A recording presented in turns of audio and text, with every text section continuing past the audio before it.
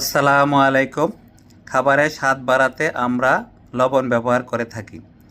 অনেকেই অতিরিক্ত লবণ খেয়ে থাকেন। এই অতিরিক্ত লবণ আমাদের শরীরে বিভিন্ন রোগের সৃষ্টি করে।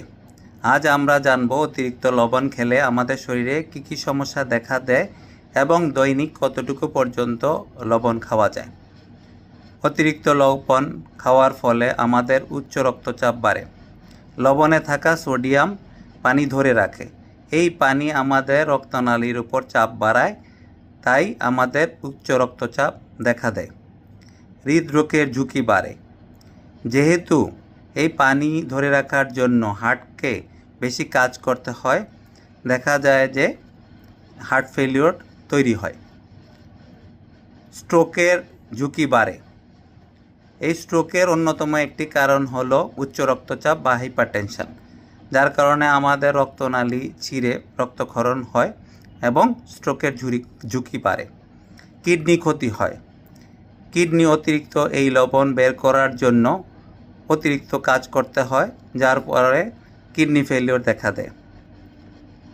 হাড়ে ব্যথা বা শরীরে ব্যথা বা সহজে আমাদের হাড় ভেঙে যায়। এই অতিরিক্ত লবণ বের হয়ে যাওয়ার ফলে তার সাথে ক্যালসিয়াম বের হয়ে যায়, যার ফলে আমাদের অস্টিওপোরোসিস দেখা দেয় এবং হাড় দুর্বল হয়ে পড়ে, তাই হাড়ে ব্যথা বা ভেঙে যায়। বিশ্ব স্বাস্থ্য সংস্থার মতে দৈনিক 1 চা চামচ বা 5 গ্রাম পর্যন্ত লবণ খাওয়া যেতে পারে।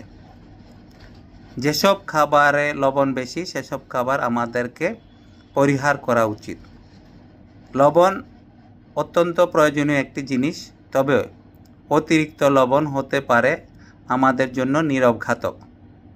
তাই এখন থেকে সচেতন হন এবং সুস্থ থাকুন।